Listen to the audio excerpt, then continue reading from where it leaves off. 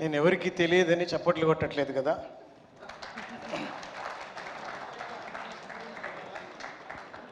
ఘట్టమనేని శివరామకృష్ణ గారు నటశేఖర కృష్ణ గారు రూపాంతరం చెందినట్టు కంఠమనేని శివకుమార్ గారు కూడా అదే అల్లూరి సీతారామరాజు గెటప్లో ఉన్నారు.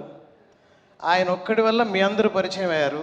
కానీ ఇక్కడ నా దైవం, నేను అత్యంత ఇష్టంగా ప్రేమించే నా పద్మశ్రీ మురళీమోహన్ గారికి పాదాభివందనం తెలియజేస్తున్నాను.